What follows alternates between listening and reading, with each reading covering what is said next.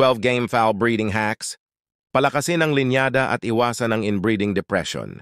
Part 2. 5. Iwasan ang masyadong madaling pag-phase out ng linyada. Huwag agad-agad i-phase out o alisin ang isang bloodline o family ng manok kung hindi ito agad nag-perform. Maaaring hindi pa sila nabibigyan ng tamang opportunity o pairing para magpakita ng potensyal. Bumili ka ng brood stag mula sa isang kilalang breeder, ngunit ang unang batch ng offspring ay hindi agad nag-perform ng maayos sa laban. Sa halip na agad silang i-phase out, subukan ng ibang mga pairing o ilagay ang offspring sa ibang kondisyon ng training bago magdesisyon. Minsan, ang mga game fowl ay kailangan lamang ng adjustment sa conditioning para magpakita ng galing. 6. Magkaroon ng sariling pamilya ng bloodlines. Sa halip na umasa lang sa pagbili ng bagong bloodlines, magsimula kang mag-breed ng sarili mong family ng mga game fowl mula sa mga established mong bloodlines. Sa ganitong paraan, mas makokontrol mo ang kalidad at direksyon ng iyong breeding program. Mayroon ka ng established na family ng Billy-Rubel hatch at sweater sa farm mo. Sa halip na bumili ng bago, simulan mong gumawa ng sariling family ng blue-face hatch mula sa iyong stock.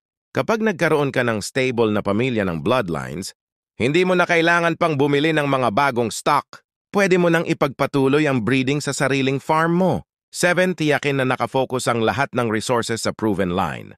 Huwag mag-invest ng sobra sa experimental bloodlines na hindi pa proven. Ito ng iyong oras, energy, at resources sa mga bloodlines na subok na para makakawa ng mataas na kalidad ng mga offspring. Kung ang iyong main line ay sweater, focus mo ang breeding effort sa mga tested brood stags at hens ng linya na ito.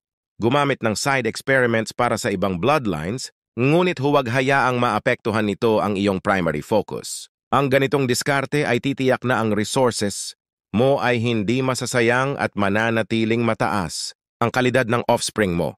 8. Indirect inbreeding para mapanatili ang linyada. Ang indirect inbreeding ay isang paraan ng pagpapalakas ng mga desirable traits ng bloodline nang hindi nagiging masyadong inbred. Sa halip na i-breed ng direkta ang mga magulang sa mga anak nila, ipapares mo sila sa mga pinsan o malalayong kamag-anak.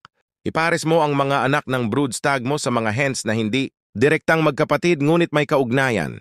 Halimbawa, ipares ang anak ng female 1 sa anak ng female 2.